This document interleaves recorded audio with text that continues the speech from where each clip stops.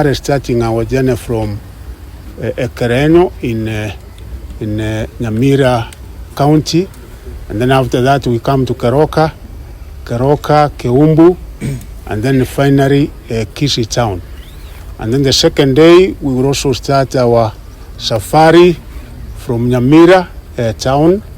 We come to Kegogi, Marani, Nyakoe, and then Suneka, and finally we will go to Nyamarambe.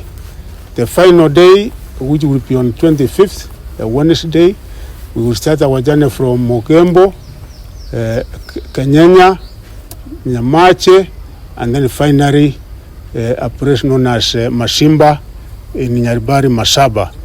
We are making an appeal to all our people in Nyamira and in Kisii County to turn out in large numbers so that they can be able to receive our presidential candidates, Fred Okengo Matiang'i, and also Honorable Karonso and Rigati Gachagua, including our sister, Mheshimiwa Martha Karua, will also be here with us.